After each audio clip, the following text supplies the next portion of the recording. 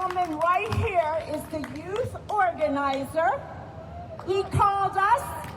He said he was fired up and he had friends that were fired up and ready to rock and roll and become activists. And they're going to be the future. So, the one thing I want to remind them all of is this is just the start. When you turn 18, all of you need to go out and register to vote and get others to register to vote. Continue our mission while we're gone.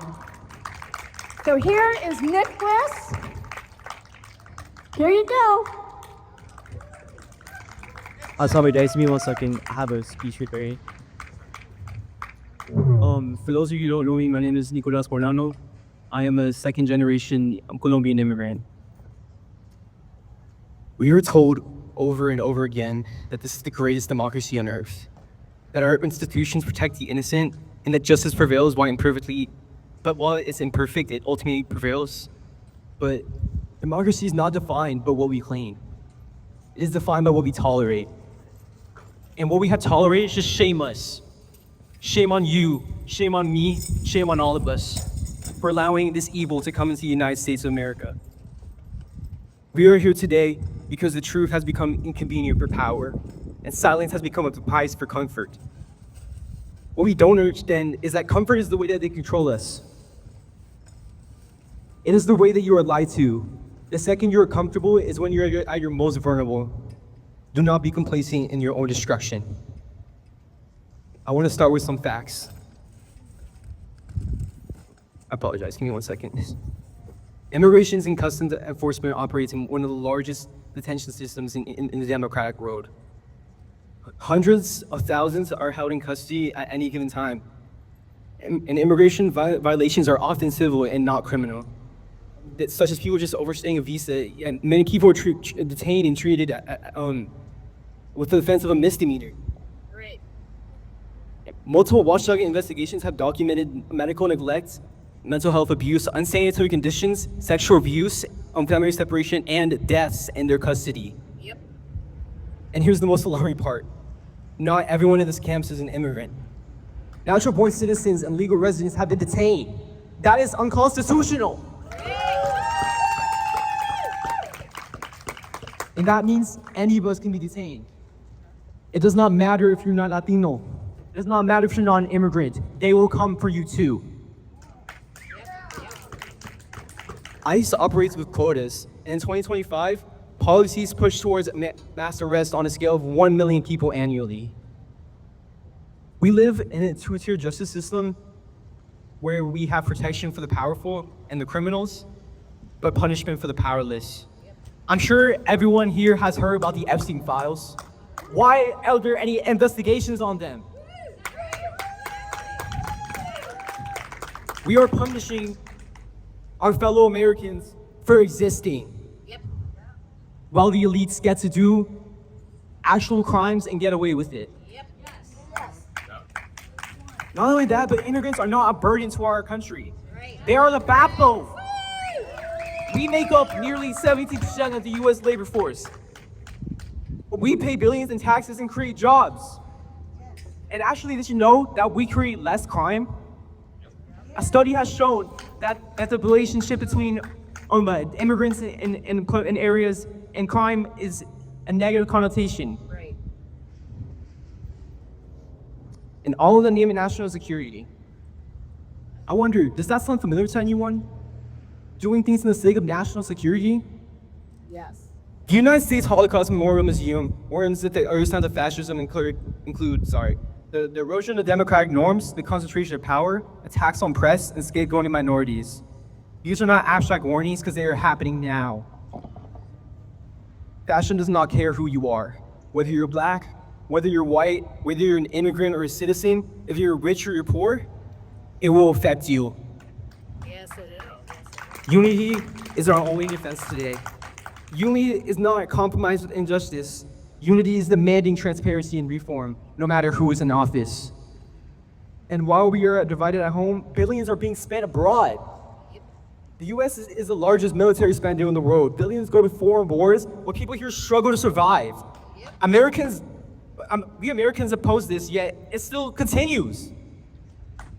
I do not defend dictators. I do not deny suffering abroad, but I do trust in unchecked power. Because history shows us what happens when it goes unchallenged. Not only that, but the economic inequality today is way worse than it is than during the French Revolution. Many that people have literally revolted for less. But we're not inevitable to fall to this fate. We can make a choice. So we are here today to demand accountability, transparency, and a government that serves the people, not billionaires. Educate yourselves, question authority, do your own research. Because democracy depends on us. Justice depends on us. Freedom depends on us. We will not be silent. We will not normalize cruelty. And when history asks us what we did, let our answer be clear. Right. We spoke out. Right. We acted. We demanded justice. Thank you.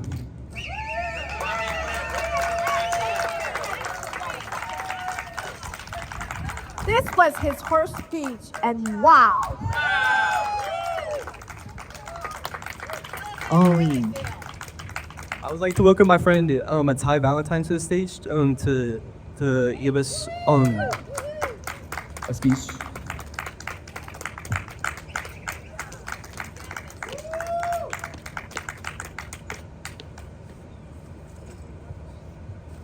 Give me 1 second, thank you. Afternoon, as you said, I am Ty Valentine, and I am here to speak for someone who can no longer speak for himself. A loved one of mine was detained in December of 2025 due to a traffic stop. He has been a concurrent dreamer under DACA, awaiting renewal, and has been living in Central Florida since he was 2 years old. He was detained unlawfully. He went to American schools. He prayed in American churches and built his livelihood on American soil for 30 years. Is this the treatment he gets? Is that not absurd? His family aches and weeps for him every day, frightened and lost. And how is one expected to remain complacent in such a situation? This was never about protecting the American people from criminals.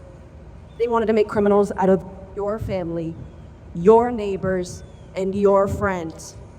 Division was the mission from the beginning, and together we are united against the destructive intent of the Immigration Customs Enforcement, the Department of Homeland Security, the Trump administration, and the Department of Justice, and it's a shame that it's named that now.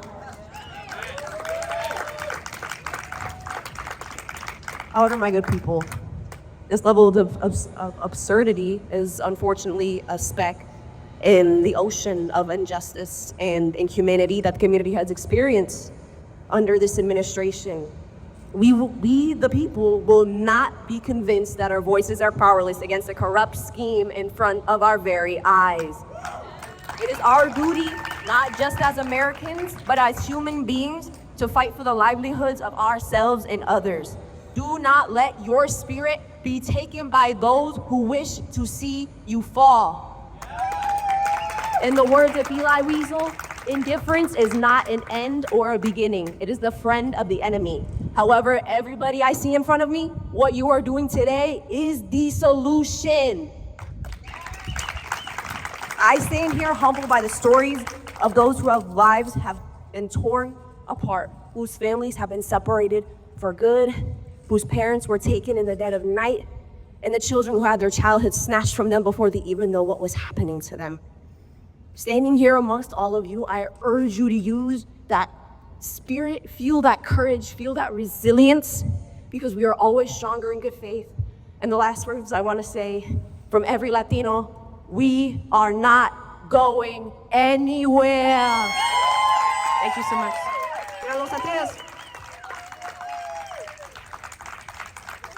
I want my best friend in the entire world to come up here and share her story. Thank you so much.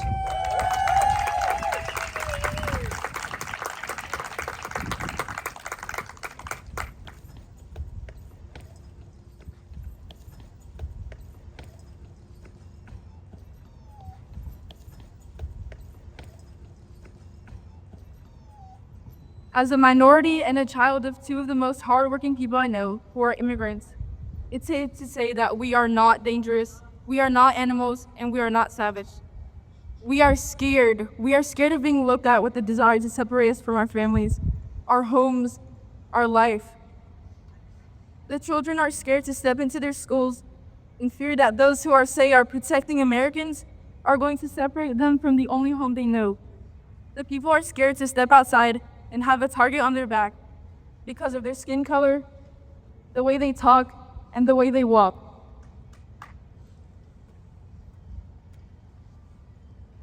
The people are scared to go into their homes where they should be safe because of these people that supposedly want to protect Americans. They fear they will be murdered and left to die because our government has no remorse, no respect, and are incapable of being held accountable, responsible, and helping their people.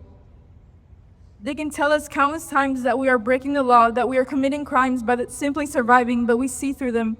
They do not care about the law. Today is not a day to thank the president for his actions, but to hold him accountable for his track record of crimes that he has committed and he will continue to commit. Our government has disappointed us. Children should not be targets. The homeless should not be targets.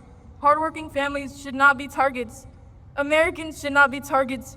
Humans should not be targets. The mask I have on is to protect me and my family from the people that want me dead, the people that will do anything to wipe out a whole community over the color of the skin and the language you speak.